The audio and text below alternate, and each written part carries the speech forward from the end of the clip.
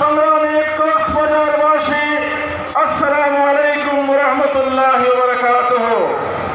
আমি মহান আল্লাহ তাআলার দরবারে শুকরিয়া জানিয়ে আমাদের জাতীয় নেতা পীর সাহেব চরমনাইকে কক্সবাজারবাসীর পক্ষ থেকে আন্তরিক অভিবাদন জানাচ্ছি।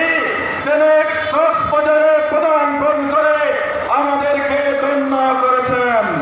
সংগ্রামী জনতা, আজকে একটা জিনিস পরিষ্কার হয়ে গেছে, 1971 সালে একবার মুক্তিযুদ্ধ হয়ে দেশ থেকে বৈষম্য দূর করতে ব্যর্থ হয়েছে।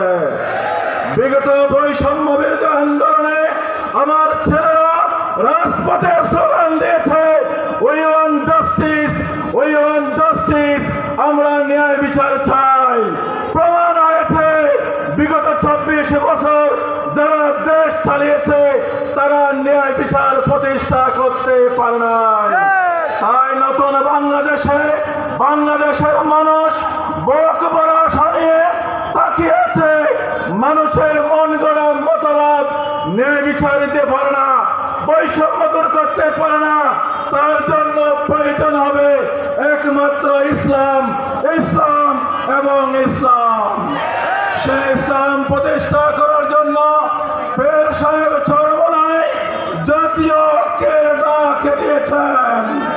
সারা বাংলাদেশের মানুষ সেই আবেদনকে স্বাগত জানিয়েছে।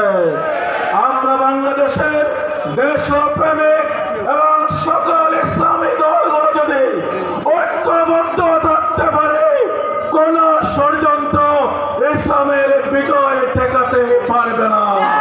তাই আসুন আমরা ঐক্যবদ্ধ হয়ে সত্যের পক্ষে, অন্যায়ের বিরুদ্ধে, অধিকারের পক্ষে, চাঁদাবাজের বিরুদ্ধে আমরা জাতীয় ঐক্য গড়ে তুলি। সবাইকে আহ্বান জানিয়ে আমার বক্তব্য এখানে শেষ করলাম। আগামীর বাংলাদেশ ইসলামের বাংলাদেশ। আসসালামু আলাইকুম ওয়া রাহমাতুল্লাহ।